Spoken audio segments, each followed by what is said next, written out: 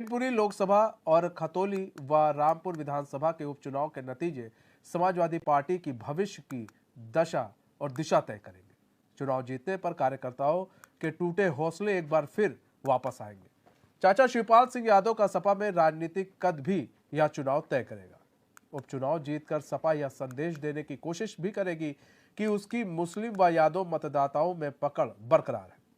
सपा लगातार उपचुनाव हार रही है। विधानसभा चुनाव में अपेक्षाकृत सफलता नहीं मिलने के बाद आजमगढ़ व रामपुर लोकसभा उपचुनाव में भी पार्टी को हार का सामना करना पड़ा था। अपने ही गढ़ में हारने से पार्टी कार्यकर्ताओं के हौसले टूटे थे। परिस्थितियों को समझते हुए सपा अध्यक्ष अखिलेश यादव इस बार कोई चूक नहीं करना चाहते थे। सपा अध्यक्ष अखिलेश यादव यह जानते हैं कि मैनपुरी उपचुनाव भी हारने पर उनके लिए आगे की राह कितनी मुश्किल होगी, इसलिए उन्होंने रूठे चाचा शिवपाल को भी बनाया। पत्नी डिंपल यादव को मैदान में उतारने के साथ ही अखिलेश वहां डेरा जमाकर खुद चुनाव प्रबंधन की कमान संभाले रहे। वही सूत्रों की माने तो अखिलेश यादव चाचा भतीजे के रिश्ते को और मजबूत करने के लिए अखिलेश चाचा शिवपाल को नेता प्रतिपक्ष बना सकते हैं।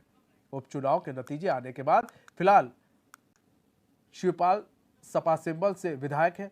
अखिलेश की जगह शिवपाल यादव ले सकते हैं, ऐसा सूत्रों के हवाले से खबर आ रही है कि ऐसे खबरें भी आने लगी है कि कहीं ना कहीं शिवपाल को जो है नेता प्रतिपक्ष बनाया जा सकता है। तो क्या एक बड़ा दांव खेल सकती है? नहीं, बिल्कुल मनीष, आपको बता दूं, उत्तर प्रदेश में देखिए 3 उपचुनाव हुए, लेकिन इतनी उपचुनाव की चर्चा राजनीतिक गलियारों में नहीं हुई जितनी शिवपाल यादव को लेके हुई। देखिए, आपको बता दें, अखिलेश यादव को ये भी पता है कि शिवपाल यादव को साथ में लाने से आगे की राह कितनी आसान हो सकती है। तो वहीं शिवपाल यादव से उन्होंने मुलाकात की और मैनपुरी के चुनाव में जिस तरह से शिवपाल यादव अखिलेश यादव के साथ में कंधे से कंधा मिला के खड़े रहे, जवाब शिवपाल यादव ने नहीं दिया, लेकिन अखिलेश यादव ने दिया था। तो कहीं न कहीं ये देखा जा रहा है कि चाचा की अब पैरवी जो है भतीजा पूरी तरह से कर रहा है। लेकिन आपको सबसे बड़ी बात बता दूं कि उत्तर प्रदेश की राजनीति में कोई चाचा भतीजा नहीं, यहाँ रिश्ते मायने नहीं रखते, क्योंकि रिश्ते अगर मायने रखते तो ये अलग पार्टी ना बनती। और कहीं ना कहीं अब ये देखा जा रहा है कि चाचा को मिला के किस तरह से पार्टी को मजबूत किया जाए, क्योंकि देखिए उत्तर प्रदेश में भारतीय जनता पार्टी जिस तरह से चुनाव लगातार निरंतर जीतती चली आ रही है और उपचुनाव भी लगातार जीत रही है, तो कहीं ना कहीं इसको लेकर भी एक गठजोड़ किया जा रहा है कि कहीं ना कहीं अगर भारतीय जनता पार्टी को रोकना है तो सबको एक साथ आना है। दूसरी बात आपको बता दें कि जिस तरह से शिवपाल यादव अखिलेश यादव के साथ में आ गए, बात ये कही जाए कि अगर शिवपाल यादव के साथ में कई ऐसे बड़े नेता हैं और कार्यकर्ता हैं जो शिवपाल यादव के साथ में परसपा में बड़ी मेहनत कर रहे थे। देखिए, निकाय चुनाव भी करीब है और कहीं ना कहीं ये भी लग रहा था कि निकाय चुनाव में शिवपाल यादव अपने प्रत्याशी उतारेंगे। इसकी चर्चा भी लगातार हो रही थी, मीटिंगें और बैठक हो रही थी। लेकिन अगर शिवपाल यादव अगर समाजवादी पार्टी के साथ में विलय कर लेते हैं और चले जाते हैं तो कितने कार्यकर्ताओं को ये चुनाव लड़वा पाएंगे। दूसरी बात ये है कि लखनऊ में भी कई इनके ऐसे कार्यकर्ता हैं जो राजधानी लखनऊ में भी तैयारी कर रहे थे चुनाव लड़ने की। अब बड़ा सवाल यही उठता है कि अगर चाचा शिवपाल यादव अगर अखिलेश यादव के साथ में चले जाते हैं तो इन नेताओं का क्या होगा। और दूसरी सबसे बड़ी बात ये बता दें कि जो शिवपाल यादव की जो सूत्रों के हवाले से खबर मिल रही है कि नेता प्रतिपक्ष बनाए जा सकते। देखिए, नेता प्रतिपक्ष बनाने की जो बात सामने आ रही, क्योंकि लोकसभा चुनाव भी करीब आ गया है, कहीं ना कहीं अखिलेश यादव को लोकसभा चुनाव लड़ना है। इसकी वजह से आगे की रणनीति देखते हुए शिवपाल यादव को उत्तर प्रदेश की कमान संभालने के लिए इनको अब आगे लाना पड़ेगा। और यही वजह है कि अखिलेश यादव ने इशारतन ये बात भी कही है कि शिवपाल यादव को बड़ी जिम्मेदारी दी जाएगी। अब बड़ी जिम्मेदारी की जब बात निकल के सामने आई तो ये चर्चा लगातार शुरू से उठ रही थी कि नेता प्रतिपक्ष अगर किसी को बनाया जाए तो शिवपाल यादव को बनाया जाए। इसको लेके कार्यकर्ताओं में नाराजगी दिखी और शिवपाल यादव में भी खुद ये नाराजगी दिखी थी जब उनको पार्टी मीटिंग में नहीं बुलाया गया था। तो कहीं ना कहीं ये सारी रणनीति जो है लोकसभा चुनाव को देखते हुए बनाई जा रही है और राजनीति में कोई रिश्तेदारी नहीं होती, कोई चाचा भतीजा नहीं थे। समय समय के हिसाब से राजनीति में बदलाव किए जाते हैं। अब चूंकि आदरणीय शिवपाल सिंह यादव जी के साथ जाने की बात थी, तो जितने भी कार्यकर्ता या नेता उनके साथ गए तो किसी लालच में नहीं गए। उनके व्यक्तित्व को देख करके, उनके संघर्ष को देख करके, उनके विचारधारा को देख करके, उनकी नीतियों को देख करके उनके साथ जुड़े। अब आदरणीय शिवपाल सिंह यादव जी का जो भी आदेश होगा, जैसा भी आदेश होगा, प्रत्येक कार्यकर्ता उसको सिरोधार्य करने के लिए तैयार है। वो कैसे क्या रणनीति बनाते हैं ये समय आने पर सबको सूचित किया जाएगा। देखिए, डीपी यादव जी, ये कैसी विचारधारा है कि आप एक विचारधारा रख ही नहीं पा रहे हैं? अपने कार्यकर्ताओं को समाजवाद साथ की में भी लेकर नहीं। चल ही नहीं पा रहे हैं डीपी यादव जी। अब देखिए समाजवाद डीपी की यादव जी, विचारधारा है। अच्छे आदमी है आप, अच्छे प्रवक्ता भी है, अच्छे नेता भी है। डीपी यादव जी, आप भी अच्छी तरीके से जानते हैं कि क्या जब एक कार्यकर्ता जो है किसी पार्टी को बढ़ाता है तो बड़ी उसकी वो होती है कि भाई आने वाले समय में उसकी भी आशाएं होती है कि हमको ये मिलेगा। लेकिन अब तो ये ऐसे विलय कर देंगे या फिर उधर चले गए तो भविष्य तो जो छोटे नेता है उनका क्या होगा? उनके बारे में भी तो सोचना है। आप लोग तो बड़े नेता है, चलिए अभी आप लोग कह रहे हैं, लेकिन बाद में कहीं ना कहीं आपको भी लगेगा ना, जब आपको वो सम्मान जो अभी दिया जा रहा है वो वहां ना मिलेगा तो। देखिए आदरणीय शिवपाल सिंह यादव जी, आप भी देखिए जानते हैं, तमाम राजनीतिक चर्चाएं करते हैं, तमाम राजनेताओं के बारे में जानते हैं। अगर आदरणीय शिवपाल सिंह यादव जी को कोई जानता है, पहचानता है, तो वो इस बात को बखूबी जानता है कि वो रिश्तों को निभाने के लिए जाने जाते हैं, अपने कार्यकर्ताओं के कहीं ना कहीं मान सम्मान के लिए जाने जाते हैं। देखिए अभी कल ही की परसों की तो बात है, किस प्रकार से ताका के ब्लॉक प्रमुख को पुलिस वालों ने हिरासत में ले लिया, वो कैसे पहुंच गए और डीएम एसपी को उन्होंने चैलेंज किया कि मैं आ रहा हूं, लेकिन देखिए किस तरह से 3 सेकंड भी नहीं लगे और वो बाहर आ गए। तो आदरणीय शिवपाल सिंह यादव जी के रहते हुए किसी भी कार्यकर्ता के मान सम्मान के साथ कोई खिलवाड़ नहीं कर सकता। मैं बहुत स्पष्ट और क्लियर जिम्मेदारी के साथ आपके चैनल पर ये कह रहा हूं। और शिवपाल सिंह यादव जी के साथ तो इसीलिए लोग जुड़े कि कहीं ना कहीं ये मान सम्मान की रक्षा करते हैं, जो कहते हैं वो करते हैं, डंके की चोट पर करते हैं, आगे पीछे उसमें नहीं है। और देखिए जब त्याग होता है तो त्याग का कोई कहीं ना कहीं से लालच नहीं होता है, उसका लक्ष्य होता है, और लक्ष्य में लाभ हानि नुकसान का कुछ देखा नहीं जाता है। लक्ष्य ये था कि नेताजी के किस प्रकार से विचारों को बचाया जाए, समाजवादी सिद्धांतों को बचाया जाए, किस प्रकार से वहां आप देख लीजिए पुलिस प्रशासन कैसे वहां पर मनमानी डीपी कर रहा यादव था, जी, आपने लोगों को लक्ष्य वोट की नहीं बात डालने दे रहा है। की। डीपी यादव जी, आपने लक्ष्य की बात की, हम भी लक्ष्य की ही बात कर रहे हैं कि जो छोटे नेता है, जो अभी आपका और भी जो आपके बराबर के नेता है, जो कुछ प्रवक्ता है, जिन्होंने एक लक्ष्य सोचा था कि चलो इस पार्टी में रहेंगे, तो एक लक्ष्य उन्होंने बनाया था कि हमको भी कभी सांसदी, कभी विधायकी, कभी पार्षदी का टिकट मिल जाएगा और हम देखेंगे। लेकिन यहाँ तो जो लक्ष्य है वही लक्ष्य तो उनको नहीं दिख रहा ना। अब भविष्य तो अंधकार में है ना उनका। कहाँ अंधकार में है? कौन कह रहा है अंधकार में भविष्य है? उज्जवल भविष्य है। और देखिए किस प्रकार से आदरणीय शिवपाल सिंह यादव जी के साथ जो लोग भी जुड़े हुए हैं, उनके मान सम्मान की रक्षा हो रही है। अगर पुलिस वाले उसको प्रताड़ित कर रहे हैं तो वो अपने बल पर जा रहे हैं। और एक एक देखिए, यहाँ पर ना कोई बड़ा नेता है ना कोई छोटा नेता है, सब इसी में खुश हो जाइए आप, और सब इसी में खुश रहिए। लेकिन कहीं ना कहीं आपको मालूम है डीपी यादव जी कितनी बड़ी हानि होगी। कृष्ण मोहन पांडे जी, कोई हानि नहीं, कोई हानि नहीं, मैं स्पष्ट कर दूं, कोई हानि नहीं है।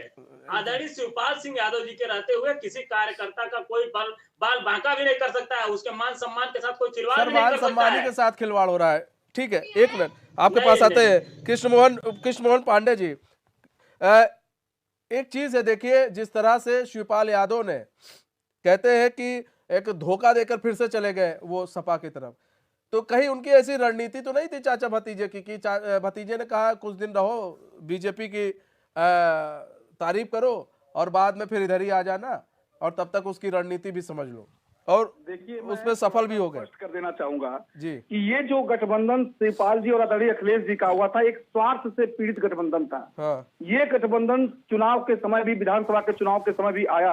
हाँ, तत्कालीन समय में ये दोनों लोग साथ आए, परंतु जब अखिलेश जी को लगा कि इनका काम खत्म हो गया, तो उन्होंने स्पष्ट रूप से एक पत्र लेकर, जिसको स्नेह पूर्वक पत्र कहते हैं, स्नेह पत्र लिखकर भेजा कि अब आपका कार्य खत्म हो चुका है, जहां सम्मान मिलता वहां चाहिए। हाँ, चूंकि अखिलेश जी को ये बात पता थी कि मैनपुरी उपचुनाव वो हार रहे हैं, हाँ। और इस हार में सिर्फ ये हार एक समाजवादी पार्टी की हार नहीं थी, ये समाजवादी पार्टी के अंत की हार थी। ये उनके ताबूत की अंतिम कील थी। भारतीय जनता पार्टी यहाँ से चुनाव जीतकर समाजवादी पार्टी के अंतिम उसके ताबूत की वो अंतिम कील थी। इसलिए ये चुनाव हम न हारे, इसके लिए शिवपाल जी को साथ लेके आए। परंतु ये बड़ा दुर्भाग्यपूर्ण है और समाज के लिए और समाजवादी पार्टी के लिए, परंतु सौभाग्य उत्तर प्रदेश के लिए है कि ऐसे लोग जो स्वार्थी लोग थे, जो उत्तर प्रदेश को लूटने वाले लोग थे, जो भ्रष्टाचारी लोग थे, उनको जनता इस बार हार का सबक देकर अंतिम कील ठोकने का काम करेगी। ये बात अब अखिलेश जी को बहुत देर से समझ में आई है और भारतीय जनता पार्टी वहां पर चुनाव जीत रही है, और चुनाव जीतने के बाद पुनः एक बार शिवपाल जी को वही मिलेगा जो इसके पूर्व विधानसभा के चुनाव के बाद मिला था। जुड़ चुके हैं। राशिद, आप तो उस पे फील्ड पे रहते हो। सबसे बड़ी चीज ये है राशिद, अब आप देखिए अब कैसे एक दूसरे के लिए लोग लड़ने के लिए तैयार हो गए। और यही अभी कुछ महीने पहले चले जाए तो यही लोग कह रहे थे कि भाई ऐसा हो रहा है वैसा हो रहा है और नेताजी को सोचना चाहिए, नेताजी अब एक अलग भविष्य देख रहे हैं, हमारे लिए कुछ करेंगे। लेकिन राशिद, आपको लगता है कि विलय होने के बाद अगर नेता प्रतिपक्ष बन जाते हैं, इसमें फायदा किसका है? नेताजी का, उनके परिवार का, इन लोगों का क्या होगा? राशिद, कि जिस वक्त ये बात हुई थी और बैठ के अखिलेश यादव ने शिवपाल यादव को जब बैठा के बात की तो मनी मनोबल भी हुआ, तो कहीं ना कहीं ये बात रखी गई थी। और आपको बता दें, प्रगतिशील समाजवादी पार्टी की जो कार्यकर्ता है वो भी ये चाह रहे थे कि समाजवादी पार्टी में विलय हो जाए। आपको बता दें, देखिए शिवपाल यादव ने अपनी पार्टी जरूर अलग बना ली थी, लेकिन पार्टी बनाने के बाद में उनको वो सम्मान भी नहीं मिला और चुनाव लड़के इन्होंने देख भी लिया और भाग भी लिया कि इनकी क्या हैसियत है। देखिए शिवपाल यादव एक बड़े नेता है, जमीनी नेता है, लेकिन अगर चुनाव की बात की जाए तो चुनाव में कहीं से ये एक सीट जीत के नहीं आ रहे थे। तो इसी को लेकर भी इन्होंने अखिलेश यादव के साथ में बातचीत की और उनके साथ में आ गए विधानसभा चुनाव पे एक सीट पे संतुष्ट कर लिए। लेकिन ये जानते थे शिवपाल यादव कि अगर हम संतुष्ट नहीं करते हैं एक सीट पे तो हम एक सीट भी जीत के नहीं आ सकते। देखिए एक बड़ी जिम्मेदारी इनको दी जाएगी, नेता प्रतिपक्ष अगर इनको बना दिया जाता है, जो खबरें सूत्रों से मिल रही है, तो समाजवादी के साथ साथ जो प्रगतिशील समाजवादी के कार्यकर्ता है वो कहीं ना कहीं ये चाह रहे हैं कि ये एक पूरा कुंभा जो है वो एक हो जाए।